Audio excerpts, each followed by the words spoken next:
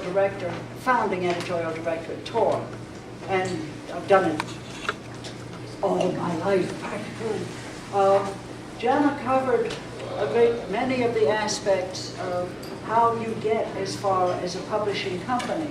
So I don't really want to go into that. I think most of you were in the other one. And one thinks of an editor as sitting back kind of like Sherlock Holmes, deciding this manuscript is wonderful, you should publish this. This is what an editor has to do to be allowed to buy a book. And you're not going to be graded on what all these awful figures are, but you have to get the figures out of the marketing and sales department, who are bleary and tired, and they don't even want to think about another book, because what all marketing departments want is the same but different. Editors want the different. And but they have to figure out how I'm going to teach the marketing department how they can sell this thing, which means you'll say it's a lot like, which happens to have been the big seller of the last 6 months.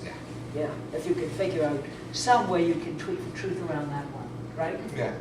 Okay, that's what that's for. That's called a P&L, right? Yeah. That's the P&L. This is the input page of the profit and loss statement. You know, if I decide to write a book, I need to come up with basically a profit and loss statement, how much we think we're going to sell, how much we think we're going to make or lose. And so this is one of the first stages and a lot of it is stuff you guesses. Yeah, how do you get these numbers? I've always wondered that. As far as the first line up here, I'm pointing here, that doesn't help. You should have a pointer. They don't. There's a pointer. Oh, okay. Oh. This first line here, this whole set right here, I would plug in print runs, estimated print runs of hardcover version. I think we'll sell 10,000 hardcovers. So I plug that in there. The next column over is print, paper, and binding. How much is it going to cost per copy to print and bind the book? That is info I get from the production department. Then, you know, same thing with the mass market version of the book, or if we do a trade paperback version of the book.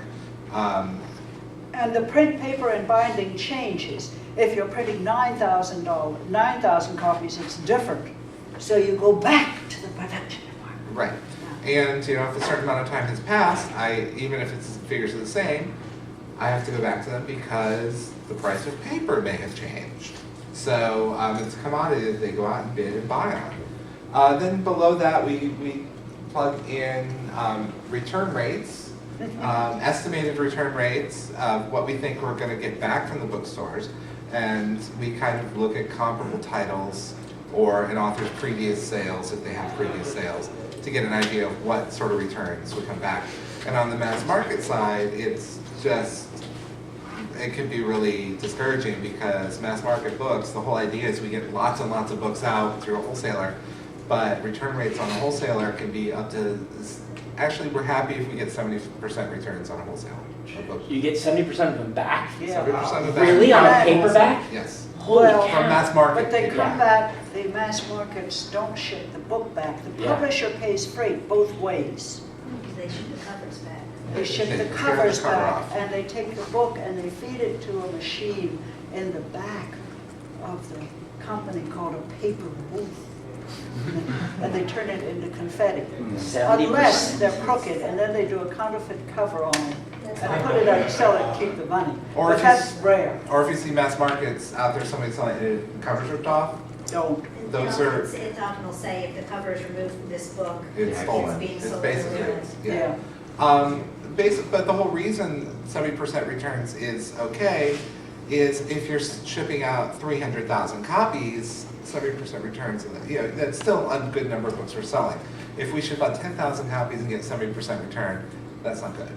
So, yeah. So how long do they keep the books out generally before they determine? Retail versus wholesale, should we, or is this get sidetracked here? I think we're getting sidetracked. We're getting into the whole insane structure of publishing. And I think maybe we need to stick to what editors do. Yeah. Except I'll tell you that Jackie Suzanne who wrote The Valley of the Dolls and all before most of you were born, made her success as a writer by figuring out that the truck drivers for the wholesalers were key to how long a paperback stayed in the racks. So she began getting up at 4:30 in the morning to meet the drivers with a tray of donuts. And the result, and nobody ever paid any attention to the drivers, so they said, gee, that Miss Suzanne is a nice lady. I think I'll leave her books up there for another week. Yeah, that whole thing has changed Died, with the truck yeah. drivers. But we can talk about that at the end, but let's get through it. Basically, this is all just figures I get from various departments, cost figures, royalty rates. I plug all that stuff in, and it creates a lot of its formulas feeds over to a form that we print out, and I'll go to the publisher and say, please let me do this book. Same sort of thing with you. Have had to get marketing to sign off on it. Yeah. You have to go to the marketing department, various And other they places. have to agree with your cheerful notions of sales. Yes. And say, what makes you think we can sell 10,000 copies of this? And then you say, well, Yeah, because it's like because it's good. And they say, yeah, well, tell me how I'm going to sell that. That's exactly it. Yeah. And- Saying because it's good is not. That doesn't carry cut the it. weight. So, should we? Yeah, let's go for the next. Okay, Oh, this more. is what the actual, all those figures on this end of the Excel spreadsheet feed over into this. And so this gets all the info is basically here and all these percentages, and what we're looking at is contribution to overhead. Basically, we have to reach a certain percent. It took me a long time to really understand this, and I'm not sure if I really did. So, You have to be good at math, too. yeah, well, you have to be good at Excel. So, next. Yeah, next. Okay. Now, this is an outline that Mr. Rigney gave me. And as you'll see, the red is rather smart-ass. Keep this as brief as possible. These folks are boring. And so this is the kind of thing that an editor will do on an outline. And there's very little on paper between Jim and me since we were husband and wife, as well as editor and writer. But anyway, that's enough of that one. This is what Jim used to call New York haiku. This is flap copy for a hardcover book, and it was so many lines, 25 lines of 70 characters, which is why it was New York haiku. Plus how much we had up there, I've forgotten. 120 characters for a cell line. Oh, thank you. Is this creative writing or what? And this is copy for The Fires of Heaven. Next. The flaps, yeah. Rest of it. Yeah. And this is Robert Jordan's memo for Dauro Sweet for the cover. Cover artists don't read books.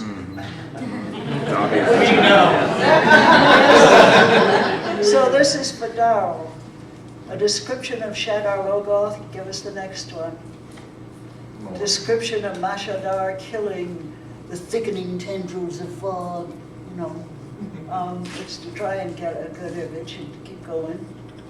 Description of Samael. Remember that Rand is 6 feet 5 inches to 6 feet 6 inches tall, with blue-gray eyes and dark reddish hair. Dauro is not a tall man. And so Rand never looks quite that tall on the covers. So this went out with considerable description of the weapons. That is a lot. I mean, I've never done that much for a book cover. That's awesome. He cared. He cared a Yeah. lot. And this is catalog copy. And you fight in-house to get catalog weight 1, which means it gets the most space in the catalog. One of the most important books. When you have to settle for a 2, do you still do 1, 2, and 3? No, full page, half. We don't really do half pages. 2-page spread Yeah. or full page. And then occasionally we'll do half pages, 2 books on the same page. Is that different from lead and super lead? 2 little bit, pages is yeah. super lead. Yeah. Or that's the biggest. Yeah. lead and super lead, I think those are more on distinctions we use for on the mass market side. Okay. So each category has a lead, and then occasionally, a Wheel of Time book or whatever will be a super lead. Basically, we do even extra.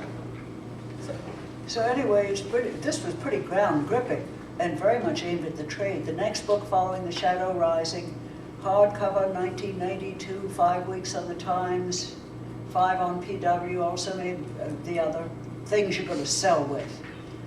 The Dragon Reborn, out. 116,254 copies out. 92,779 net.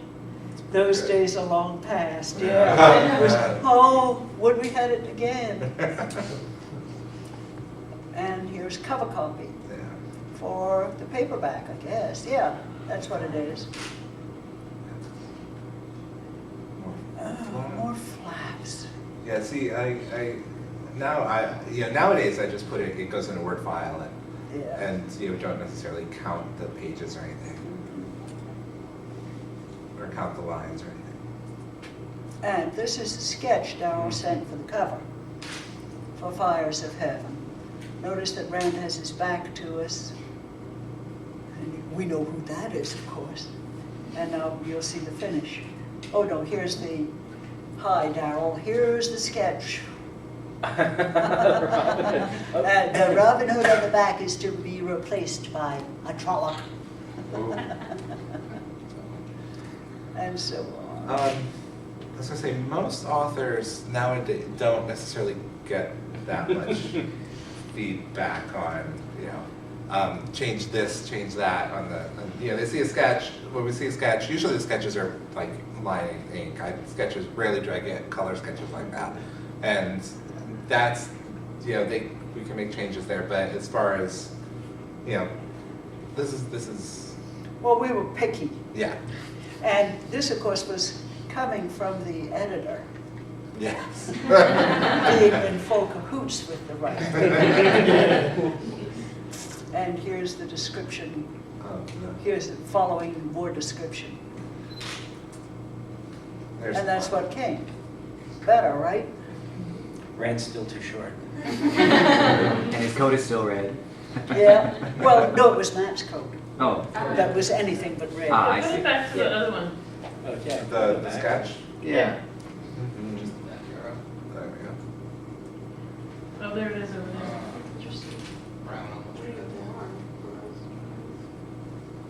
And the composition in this, I think, is more exciting than the sketch. Yeah. With the Trollocs around the side. Yeah, these Trollocs are never right, but they're good. Yeah. They're wrong, but I love those horns. And this is a page of manuscript. I think, is this the one we auctioned, Brandon? No, I don't think, wait. Yeah, this is. It is. Yeah. Is this an edit? Your editorial notes? Yeah. Okay. They're missing the That top of it got cut off there. That is Jim, yeah, there was some in my hand Yep. up there, Because flames. there was an edit you did on it that then I gave the page from Gathering Storm to Jason, that you made the same edit on my page that you Yeah. had made on Jim's. Jason's got those frames somewhere where they're right next to each other where I made the same mistake. It's a slightly different page. It's like one page off of this one. Yeah. I think. It's slightly different. Here it is.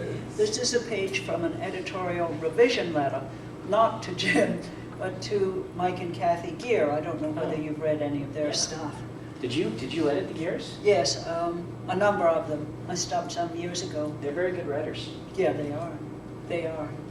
And wonderful storytellers. And you may notice, I put this in on purpose, it's from a longer letter, because the map is to show coyote penis mounted, which I thought was amusing. It was a note to them to be sure it was on the map. Yeah. And here was a note to Nick and Katrina in the New York office about what to do with the manuscript, the first batch of the Fires of Heaven. Ornaments, table of contents, word list, which the copy editor uses to, this is pre-spell check. And Jim, once we got spell check, put all his words into spell check, and I said, such a mistake. It's not going to pick up anything.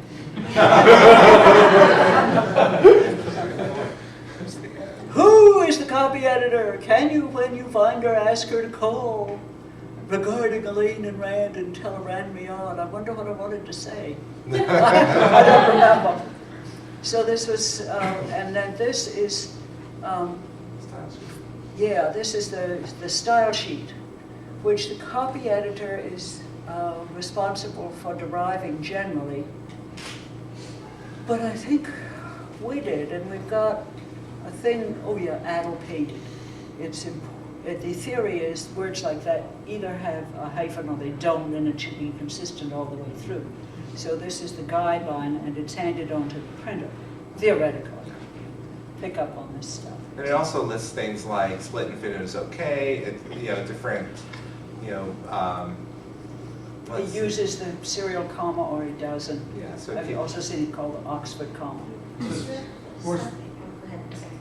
I was just more simply put, this is where you kind of determine that all instances of the word Sidar are going to be italics. Yeah. yeah. Or that traveled has 2 L's instead of 1. Yeah. Does that, your style sheets for this particular, when you have a series of books, I'm assuming that it builds on the previous Travels set? through, yes. Yeah, Yeah. And ideally, if you can get the same copy editor for all the books, you can. That's, Then you've got absolute consistency. It hasn't quite worked that way. Human error comes in there. And this is in there as a, I love Terry Pratchett. I was gonna say, This is Terry Pratchett. It's to show the use of small caps, which I love. Who reads Pratchett? Death talks in small caps, like James Earl Jones.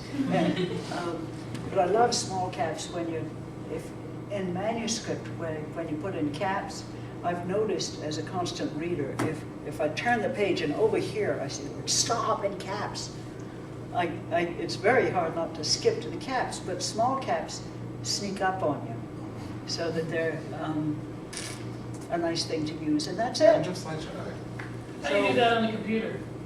I don't know. You Small could try caps? your font. Control, if you're doing Word, Control D. Is small cap? It'll pull up various options, and there's an option for small caps. Okay. And also for strike through and superscript, subscript, stuff like that. You can change your font size and stuff like Yeah. this too. But if you're doing it on the computer, but for a copy edit, the copy edit mark for small caps is underline once is italics, underline twice is small caps, underline 3 times is caps. So. Did that voice that spoke in Eye of the World, was it in small caps? I don't remember. Does anyone know? Probably should have been. It's either in caps or it's in small caps. It's okay. It's all caps? Okay. Well, maybe it was a big. It wasn't. Yeah. Any questions? After it goes to the copy editor, does the author get a chance to look at it again to make sure the copy editor doesn't make a mistake? Yes. Sometimes you get overzealous copy editors, especially maybe a copy editor who's used to doing fiction or nonfiction, and they get a science fiction book and they're not a science fiction reader. They may not understand like some of the concepts the tropes that are pretty much a given, or they may be way too literal and change an author's kind of particular voice or the way a character speaks if it's ungrammatical. It's sometimes that happens. And then the author goes through and writes stat, S-T-E-T, which I'm not quite sure where it comes from, but I am. well, And it's on my license plate, as a matter of fact, stat. It is let it stand in Latin. Latin, It's okay. the same verb as stabat mater, there she stands, the sorrowing mother, and stationary, meaning still. So it means don't change it. Put it back Right. to the way it was. Put it back the way it was. yeah, rather than like marking it, that way you have a record of what the copy editor wrote, and you write stat. And usually, if you think it's going to be unclear what exactly you're studying, you put little dots underneath it, and it's basically to make sure. Or sometimes I deal with circles and draw arrows, and if it's Don't do this! yeah. But that's, At Way of Kings, we got our first electronic copy edit ever. Yeah, I've never done that either, so. it's Only, my it was first time. only done electronically. Whoa. Yeah. And so far, it seems, well, I don't know, it hasn't. It's I haven't seen faster. And your hencher is going through it as we speak? Yes, yep. I don't have to do that anymore. I've got He's got a some. good henchman. Mhm. So- Yeah, he's great. Yeah. Should we, so basically, once it goes to the copy, yeah, once Harriet and I work on a book, and we get a final manuscript that we're happy with, we turn it over to the production department, it goes out to a copy editor, and the copy editor looks for things like grammar, consistency, is the character's eyes blue on page 3 and on page 400, you know, things like that. And then they mark it up, and they also mark, you know, first time I sent a copy edit to one of my authors, she flipped out because she thought all those marks were mistakes. They actually mark up a lot of stuff as kind of notes for the production, for the typesetter. You know, mark up headers and Yeah. just notes of stuff they need to keep an eye on. Chapter 1 and the title. Do you have consistent teams that you work with for, like, an editor with a copy editor with somebody who's doing typesetting, or is it just kind of within-house, whoever's up next for that? So that, Usually we can request a specific copy editor if they're available. Some copy editors are incredibly busy. You know, all our copy editors are freelance, and we send it out. We contact them to see if they're available on a book like The Wheel of Time. Once we have an idea of when the manuscript's coming in, we'll actually kind of reserve that time and say this is coming in, then And hold it open for us. We've had the same copy editor on many of the books. Is it Terry? Yeah. Yeah. And Brandon likes Terry too, so she's just done Way of Kings too, Yep, she hasn't did. she? So the copy editor gets to read the book before the rest of us? They have to read it twice. Yes, but it's different. Yeah, they're not They're reading it for work. And editing is different. A lot of what I do is sit there and say to myself, but you said, which is not reading very joyfully. You know what I was like, The function of the editor is to be a trustworthy first reader. Brutally honest. Hmm? Brutally honest. Well, And- and also to help clean up the stuff that would get in the reader's eye later, to do in private what the writer really doesn't want done by reviewers. I just had, Harriet actually did a draft, a revision on Way of Kings for us. Very nice of her to do, by the way. You owe me a kidney. Yeah. Yeah, out of the goodness of her heart, she did It was a pleasure. edited a 400,000 word book. And most of what Harriet was doing in that case was making the language better. And, it's all of this stuff, like, it's very easy as a writer, it's very hard to keep from using a lot of the same construction and phrasings when you're writing, because you find what it works and you start using it, but then it becomes obvious, and then it draws you out of the story, and you don't want to do that. Beyond that, there's a lot of clarity issues. There's, not a paragraph that Harriet didn't say, oh, you used passive voice here, or, oh, this is a repeated word, make sure you're not using this too much, or, let's reorder this sentence so that the independent clause comes first, so it's not a confusing sentence, or things like this that are just making the writing more readable. And that's a line by line, and that's in addition to all the things she was showing up here. Where it's like this part is boring, or this part there's a sentence by sentence need for someone. Particularly Harriet is very good at this. I will say they're really, really good at just taking language and making it pretty is the wrong word. It is getting prettier, but it's getting more precise. She'll say use a precise word here. A great example in I remember from the Wheel of Time book, one of the first times, someone had pushed me on something like this that I just thought, oh, that's the right thing to do, was I had just written, it's in Gathering Storm, Rand walks into the room, there's this wooden bed by the wall, and Harriet writes, well, what kind of wood is it? And why that is such a great edit as a writer, if you're an aspiring writer, is saying there was an oak log bed by the wall takes the same number of words as saying there was a large wooden bed by the wall, and yet one conjures a more descriptive image than the other. And whenever you can use the same words or fewer words to get a more concrete, better image, that's what you want to do. And that's the sort of thing that Harriet encourages me to do. Thank you, Brandon. And that's called line editing. Editing is when you say, yeah, we can sell this mother. And as long as you change the hero to a heroine and have the elephant stand on its head, then we have a deal.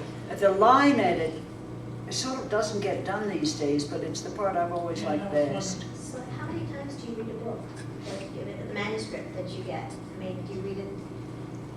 How many times do you go through it? I mean, I'm assuming you have to get the overall stories. Well, now it's Brandon. I mean, he's the only guy I'm editing. No, but in general, like, You read it once to see if you want to buy it, and then read it again to see what needs to happen before it can be released from your editorial nest into the great I'm world. usually 3, maybe 4 times. I think At Harriet, the end, I'll just be a check, or I'll do a word compare.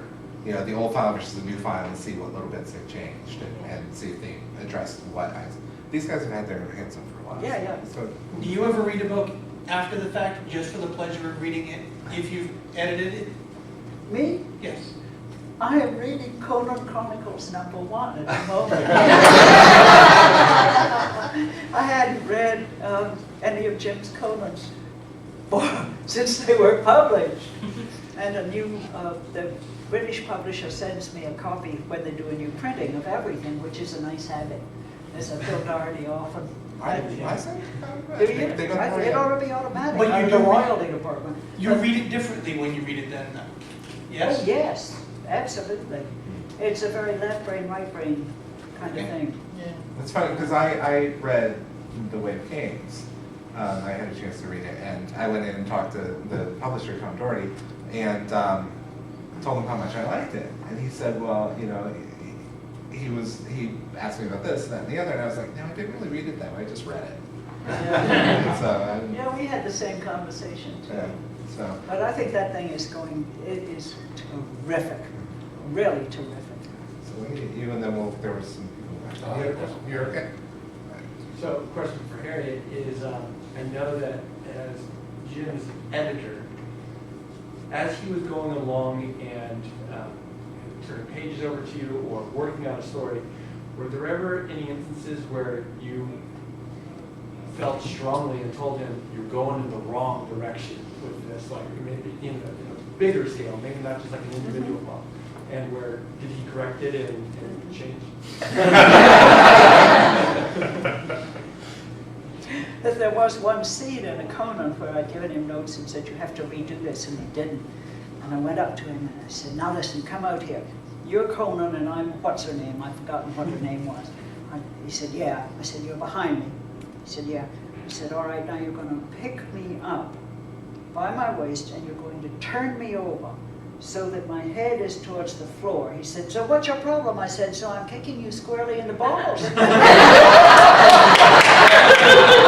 said, oh, I see what you mean. And he fixed that.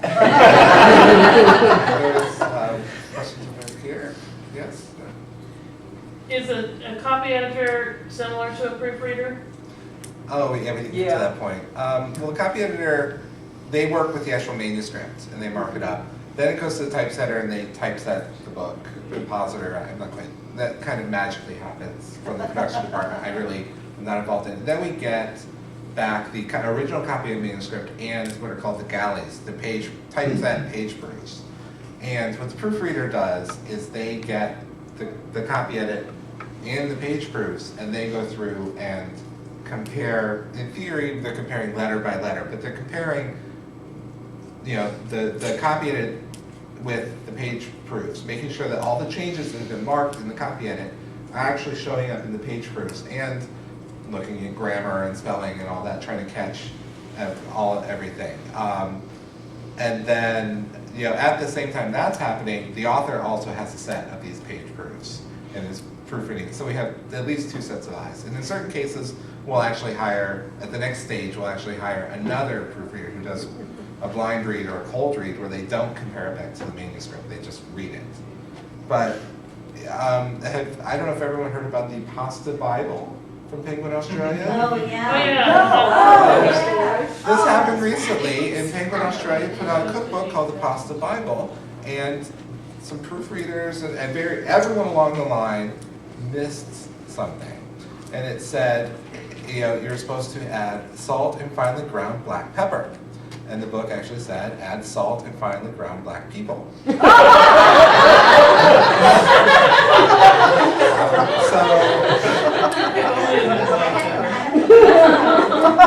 like 7,000 they had to destroy. And anyone who had bought a copy, they're saying we can either refund it or give you a new one.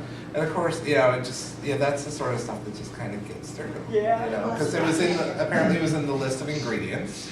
People. Yeah. And that's the sort of thing that a proofreader, it's very easy to slip by. Yeah, because it's not a spell. Yeah, it's got peas in it. It's got Yeah, to be it's- right. Soylent Green. That's story to certain man.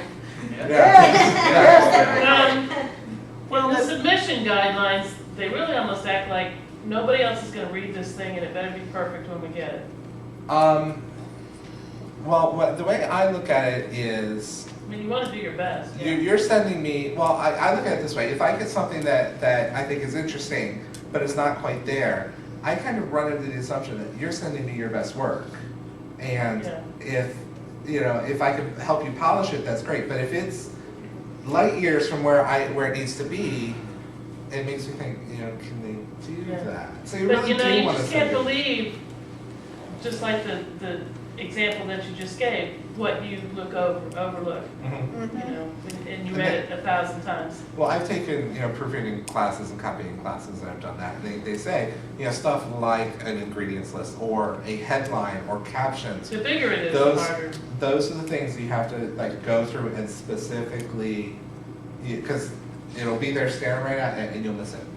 Years ago, when dinosaurs roamed the earth, I was a copy editor at John Wiley & Sons, which, amazingly enough, is still alive. I mean, publishers come and go like mayflies, but they've been around since, I think, 1830.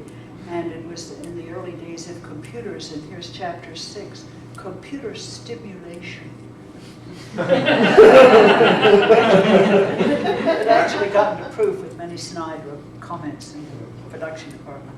You look in your program books, on the cover of Towers of Midnight, there's a proofreading error. Yes, is there? Yeah. Cover?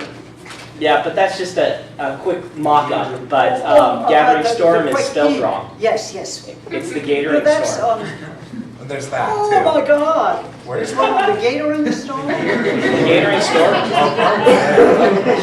Yeah. Well, also Actually, it's catering. Is it Gatoring? No. I wish. and I prefer that. And that's, like I said, that's the sort of thing that all the other texts I looked at very closely. Now, my There's one in the favorite, Warbreaker ad, the too. Is there? Warbreaker ad, Look in the orange. because I sent it off to Brandon, and I said, he said, maybe we should put something that says that there's a teaser chapter of The Way of Kings in it. Oh. And I went to the designer, and I said, please add this, and she did. But designers don't proofread. Designers don't read, they're like cover artists. Look in the orange, we can find it. Yeah. Yeah. It's the beginning, it doesn't have to be the peak. So, do we have more questions? So you're submitting to an editor. What are the biggest pet peeves? What are your top 5 or whatever the biggest pet peeves you have? I have a good one because we do a lot of thrillers. I'm not a big thriller fan, but I do get the thriller mystery submissions. And this is maybe a more personal pet peeve because I majored in Arabic in college. So when in a thriller when the bad guys are the generic Arabs, and that's basically all they are, and there's no reasoning, that kills me. I hate that. Yeah, so. I hate being oversold. I did hate being oversold in a query letter. And in the early days of Tor, we were doing lots of horror novels. because the nation's booksellers hadn't figured out that there was a difference between Stephen King and genre horror. Yeah! So we'll do genre horror and get books out there. And I got a letter in one day and it said, "Dear Miss McDougal, I have written a truly horrifying novel."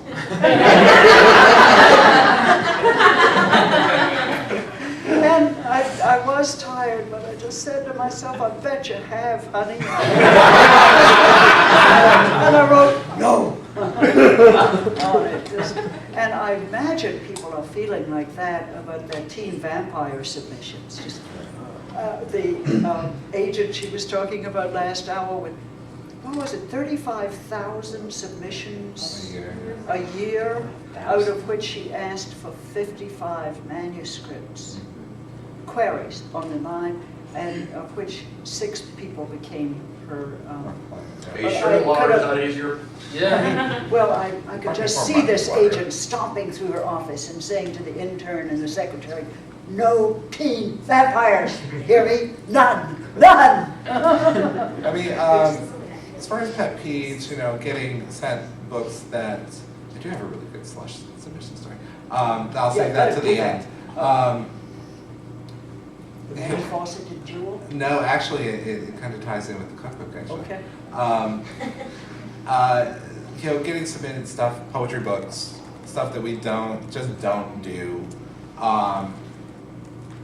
And when someone, she talked about this in the last panel too, is starting the story in the wrong place.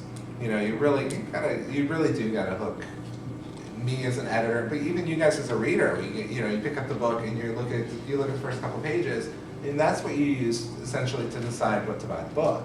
So it's the same sort of thing. And people are like, "Oh, you only read 2 pages." I'm like, "Yeah, but I can tell in 2 pages if it doesn't keep me reading, I got that much more to look at." And but my slush submission story is really great. So slush is unsolicited manuscripts that basically come in to Dear Editor, and we will all get together in the conference room and look at them. And they don't have agents. Yeah, which is the big distinguishing mark. And it was written by someone in prison. We get a lot of prison mail. And Jim gets a lot of prison mail. Yeah, and so do, lots of mail. "Dear Mr. Jordan, I love your books and I'm incarcerated in Humpty-Doodle." And they're never guilty, and they tell you. Yeah. Send me free ones? Huh? Please Yes. send me free ones? They want free ones because they're not allowed to have any money. Excuse me? So they don't get them. But they're kind of wonderful. They go on and on about none of them are guilty. The miscarriages of justice in this country are sweeping. So anyway, go on the side. Basically, it was a book. It was a full manuscript of a book written by someone in prison who is not. All the reasons he was not guilty and all the stuff that people did to frame him, and I was just like, this is odd, and so I basically one of the reasons he was not guilty is because they never found the body of this child that he killed. And I actually went and I was like, "What?" So I Googled him. They never found the body because he ate it. You didn't buy his book, I bet. He got a very nice polite rejection. But unfortunately, the only person's name who was on the rejection was actually Tom Doherty. So he was on the stage again. Yeah. So, Gosh. Yeah. What did he do with the bones? I have no idea. I was just one of those. Furniture. Sounds like we should have picked that book. How are we on time? There more questions? Okay. Oh, well, we got plenty of time. Did you ever have any really weirdly packaged submissions or anything like that? Oh yeah. Human skin. The bones. That was people sometimes will ask, my fantasy has maps. Should I get the maps drawn or draw them and send them in? Please no. Those are the sorts of things that get passed around the office. It's like, look at this really bad art. And also, someone asked me, should I hire an actual artist to do that? To do the cover.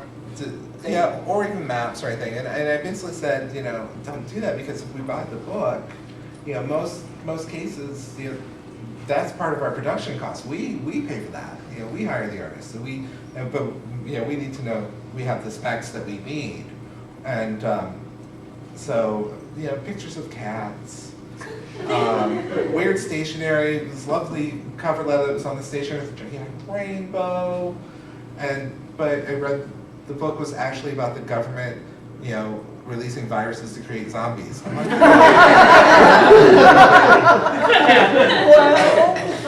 know, Have a lovely day. Here's my story about a zombie. yeah, pretty much. So, I used to work with a wonderful editor of YA books named Jean Vestal, who is no longer in the building. But she said, I can always tell when it's a letter from a first grade teacher, and she threw one over to me and it said, Dear Jean Vestal, I have written a book. It is a picture book. It is about a dog and a cat. I said, yeah, I see exactly what you mean. let's see, what was I going to say? We do get a lot. Actually, we get a lot of slush. We get a lot of unsolicited submissions. And we, you know, to be honest, you know, we do get together and read them, and we look at them and respond. And a lot of times it's the interns who are doing that. You know, they're basically they're looking for something that they think is good, and then they can pass it to us. You know, over the 30 years of tour, today's tour's birthday, today's tour's 30th birthday. We published our first book today, it came out today, 30 years ago. Forerunner by Andre Norton. So, what was I saying? Slush. Oh, yeah. Slush parties. Yeah, we look at those, and over the history of tour, there's only a handful. We get thousands of submissions that way, and there's only a handful that we've published from the How slush. many would you say you get a month? It goes in a different office. I don't even see it. It's, you know, thousands. You know, and you know, we don't. Do we take electronic submissions, slush submissions that way? I don't think the slush is. I don't think so. So we get paper submissions. It's just electronic submissions. I think they just kind of disappear. Do I count as from the slush? Because I met Moshe at a convention and said, "Can I send to you?" and then sent to him. So I wouldn't you wouldn't count that as as slush. No. If I meet someone at a convention, if I meet someone here and they talk, you know, they send it to me. It's more dear editor. Right. Yeah. You know, it's those are the more, and also there are things we call slush agents. These agents who are, you know, not real agents. They just send stuff out. And you know, a real agent is someone who's actually been selling books. Who, if they have a project, they'll actually either email me or call me on the phone and say, "Hey, I have this thing, and I think it'd be great for you." And You they're know. exercising some judgment. Right. I thought of you because X, and you know, then those are very nice. You know, so. Well, that's a couple of times now you mentioned agents. How do agents add value to the whole process? Do you want to? Okay. Well, basically, from our point of view, it depends on who the agent is. You know, an agent, we know if an agent has a good eye. You know, I know that this agent is sending in something, so I know it's going to be decent. Will it be something I like or something we can publish? Maybe. You know, not always. You know, so it's more of a direct contact. You know, I actually go and meet these agents. I'll meet them at conferences, or you know, we'll just do lunch. I'm supposed to do lunch with an agent next week, and literally those lunches are. A lot of it is, I have these books that you might be interested in, but a lot of it's also, hey, where'd you grow up? What's your interest? So that when something does come down the road, they know, you know, I'm from Ohio. Okay, for writers from Ohio, in the book set in, you know, rural Ohio, they may think, well, Paul's from there. Maybe he might be interested in this. I had an embarrassing lunch because I was so unprepared. I've done business off and on with an agent named Al Zuckerman, yeah, for years. back from when I was doing teen unauthorized star biographies, and I was sleeping on somebody's sofa until Ken Follett came along, and now he runs Writer's House, which is a big and very reputable agency, and I was invited to lunch, and I went over there, and here's a whole long table covered with beautiful food, and all his agents were there, and Al said, "Now, Harriet, what is Tor looking for?" Well, at this point, I'd been editing nobody but Jim. I could have made it up. He said, "Everything you got, just send it over there." And the other thing that AJ has value is basically more on the business relationship. An author who, I have an editorial relationship with these authors, but business questions and details and disagreements I deal with the agent. And that way my relationship with the author can be, more congenial. And an agent, the agent will kind of know, they'll have an idea of what a publisher will be willing to pay for the book. They also will know what parts of the contract are negotiable and what aren't, but I was going to say, an agent is a pretty good jailhouse lawyer, not real lawyers, but they know the publishing law. If they don't, get a different agent, because they then, part of their job is to go through the contract. So that while you're jumping up and down and saying, "Yeah, I've got a contract," they're saying, "This contract." You're not, "Don't sign this thing. Here's what you need." That's a very important part of what they do. No, that doesn't mean that, if I've bought books directly from authors, and I will I will be above board with the authors. I will say, this is what this is what that is. Do you have questions? One author I bought a book from directly, here was the negotiation. I'm really interested in your book. I'm going to pay you X dollars. I said, "Great, I'll take it." And I was just like, I was really kind of torn. I'm like, you really should ask for more money. I didn't say that. I would have given him $1,000, which would have been a nice raise, another $1,000. But and I was just like, but even if you, I always say this to people, even if you're unaged and you get an offer, always ask for more money. Yes. Be polite about it. Don't say, I demand, 3 times as much. No, you might get another $500 or $1,000. Just remember, or they may say no. May I please have a little more, sir? So I gave Robert Jordan his first publishing contract. I had my own imprint at the time. And in Charleston, South Carolina, where we both lived, there was not even the spore of an agent. I mean, for miles in any direction. And I said, "Well, look, I don't know of a single agent to recommend to you, but here is a recent issue of the Science Fiction Writers of America magazine, which had the Science Fiction Writers of America Dream contract in it." I said, "Read it. This is not the contract I am going to give you, but you need to know this so that we can talk." So I was teaching him to be his own agent, really. And then we went to contract. So if the book sells as much or more than you expected, and you got a smaller advance, it's going to come out the same, or are we talking percentages, or? Well, if you got a smaller advance but a nice percentage, then you make more money in the situation you described. Yeah, in the long run. Yeah, you'll always, if you get let's typical advance these days around $5,000. So if you get a $5,000 advance, and basically it's advance on earnings on the book. So as long as you sell enough copies or enough subsidiary rights to earn back $5,000, anything above that you will get additional checks. Anything below that, the publisher eats the difference. We don't say, "Oh, you only earned 4,000, you owe us $1,000." That is why publishers are particularly careful about the advance payments. Yeah. Because you get to keep it, whatever happens. Right.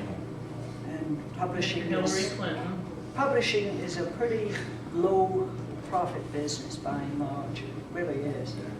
And this is one of the reasons publishers go belly up so often. Something I'd like to understand better than I do. It seems like other forms of entertainment spend a lot of time and energy understanding the audience. If you're a record company or a movie studio or a video game publisher, you spend a lot of time understanding who are my demographics, what age, what gender, what geography they live in, and that helps guide decisions that they make in terms of not only the content choices, but the editing of that content to tailor it to the particular groups they're trying to go after. First question that ever reached my ears when I talk to the studio about the Wheel of Time is, well, tell me about the demographics. So I go back to Tom Doherty over at Tor, and it's like, there seems to be not a lot of market intelligence on who's buying the books. Some years ago, we were in England on a business trip, having lunch with his English editor, who said, we have been studying the demographics here, figuring out our advertising campaign, but it's very mysterious. And Jim said, it is? He said, yes, your audience is perfectly spherical. He said, you mean they're fat? He said, no, it is as if you took a scoop out of England. There is no differentiation of the demographics from the national picture of Great Britain. So we don't know how to do it. So everybody reads it. Yeah, everybody reads these books. It's pretty much the case. Online, for example, I mean, you see a very strong, maybe even a gender bias. A lot of females really find the characters resonate in a way that other fantasy genres works Right, not. yeah. And there's other elements of that. It's just, I'm curious about how much, if anything, is it still an art? Is it intuition that guides editorial choices and selections about what to publish? Or Yeah. are publishers starting to change and put a little bit more of a headlight into the market? Oh, yeah, we just make it up as we go. And a lot of that data is, yeah, and a lot of that, a lot of it's gut feeling, and I'll go in there with something and Tom will be like, so what do you think of this? I'm like, well, my gut feeling is it will do X, based on what similar projects have done. And I think this will appeal to this type of person. What data do we have to back it up? It's all anecdotal. It's we're getting more data because the thing called BookScan, which is very similar to SoundScan, which they have. Basically, we're able to capture more data of where stuff is selling, like actual sales. Like before, we ship 100,000 copies. Okay, well now in 6 months, how many of those have actually sold? Now we're getting more data of week by week what has sold, and it can be broken down geographically. But do we know when we bought it, man bought it? We don't know that. I think it's an issue with books. If you look at a bookstore, if you look at a clothing store, certain people go in to buy certain types of clothing, come out, so you tailor a clothing store toward them. A bookstore has none of that. You have thousands of different types of products in there, and you can't really do exit polling like you can with a film to find out, okay, this one film you can exit poll and find out what percentage was female, what percentage was male, what percentage is this age group. You can't do that for books because you don't know which of those thousands of pieces of product they're coming out with. Right. And it's not a specialized, all the genres are together in one store generally. And also there's very little, talking about the very thin margins of publishing, there's not a lot of money for us to do those sorts of... Amazon.com kind of cross-sells some. People who bought this book also buy it. Yes, But tell me, Brandon. but they're always wrong about me. Actually, I prefer Barnes & Noble. I like the search engine better, although it isn't as good as it used to be. But they always turn up these UOs, and I'm like, no, I wouldn't. Yeah. But Brandon, if you were doing a multi-year 10-volume series, and you knew after 2 or 3 volumes that maybe young males were become the sweet spot of the people that were buying your books, wouldn't that help guide choices that you might make? Or is it just art for art's sake, and it's going to be the story you've outlined regardless of who is resonating with the market? It's really going to be art for art's sake. Yeah, it's not honest writing. Yeah. It's not honest Yeah, writing. there are You can do types of that. books that you target specifically to a certain audience, but what I write, all of my books are targeted toward me. Yes. Because I grew up among these people. I read the books. My only instinct for what to write is what I would like at being one of these people, being a fan myself. And so I simply write the coolest book I can for whoever, for this crowd, which I just know because I hang out with them. So somewhere between the pages you write and the desk of the editor, the process, it becomes a passion of art to a business where the decisions have to be made based on finite shelf space. Well, this is why editors are schizophrenic. They are half art and half business, and have to be. It's inherent in the job. Well, The first go ahead. duty is the first duty to the book or to keeping the publisher alive? The publisher in the sense of the business. It's a constant, what do you do? Yeah, I have to justify my job. I'm justifying my job by the amount of money I bring. I would imagine too that there's that risk that the editor has to take at some point. Generally speaking, from what you said, it sounds like there is a lower financial risk in buying an author for, I know $5,000 is the low end or whatever, but no Hollywood studio is ever going to make a movie for $5,000. Talking $250 million, which I don't think Here's made any books that big. to keep in mind. I've been told by editors before, maybe I'm wrong, but in science fiction fantasy in particular, a new book by a new author is almost always going to lose money for the publisher. It's you're not gonna break even. You're searching, fishing for someone who will be able to build an audience across several books, and the first book's not going to make you money. That's true not only in science fiction and fantasy, but across the board. First novels are extremely difficult to sell. To the current infrastructure of physical, print on paper, physical boxes and pallets delivered to brick and mortar stores. With digital distribution, ebooks, that might change, where you don't have competing shelf space. Of course, yeah. I mean, Mr. Mr. Jobs destroyed the music industry, and not satisfied with that, now he's going after publishing this nice, really harmless little industry of books. So you think that's more going to be an evil than a good benefit of the publishing industry? I think that I am a dinosaur. What's that? That I don't think I understand well enough what it will do. It makes me as nervous as a cat on a hot tin roof, I'll tell you that. I really don't like it. And I will say you can only dump a Kindle, you can only drop it into your bathtub once, as opposed to a book. And it won't electrocute you if you drop the book. And if you drop a book in the tub, you only lose one book. Oh, but it'll dry out. Be a little wrinkle. What I think you'll end up seeing is people in technical fields and in scientific fields and walking around with their Kindles. But I think that people who read for pleasure are going to want a book. I will say the military. And The military who can't carry 100 books to Exactly. Afghanistan, and those unfortunate grammar school kids with the heavy textbooks. So of course that may be the death of John Wiley, if the textbooks go easy. Oh, you're around there. Okay. They gave us all Sony readers at work, and I actually read 90% of my, so I don't do the edit on that, but I read submissions and read the way King's on it, everything. Oh, you do. And actually it's very convenient. I was like, oh, this is gonna suck. But it's very convenient because I don't have to carry a huge stack of paper, and fall asleep on the subway and have it go flying all over. I can see for travel. but you're using it for a specific purpose, though. But I bought books and read them on there too, so. Well, I have. But you don't take it in that. I have a No, I don't story take it to back. finish with, and this is the legend of Larry Ashmead's cat. It only takes about 2 minutes, and it's worth it.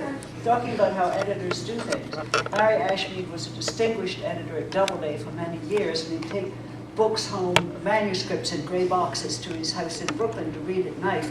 And he opened one manuscript and he read 4 or 5 pages and thought, this will need whiskey to help me through it. And he went into the kitchen, and when he came back, his cat had not only gotten into the box, but had peed on the manuscript. And he thought, oh my God, I can't return this to the agent. That would be the end of a good relationship, and I certainly can't read it. I'll have it to publish it. So he handed it in for copy editing, and they sent it out to the freelance copy editor, who, poor drudge that she was, said, I'm not copy editing this. I'll just send it back with my bill. And she did. And it went to production, and then proofs came in before anybody read it. And it made #1 on the New York Times. And the motto, the question I asked when I heard this story was, did that cat have any kittens? I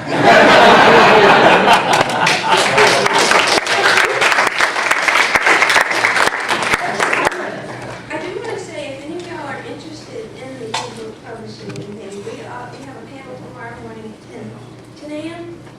Yeah, I have no idea. It's in a 10 schedule a.m. somewhere. Is I have no idea what's going on. The future of discussion publishing. on publishing and then And if you're interested in publishing, you can come to my How to Write panels, where I will talk about this and answer questions about it on the lecture side. 1 o'clock. But I'm just hanging out, so anyone has questions, Yeah, me too. I'm going to go listen to that. look at the bar, I will be there.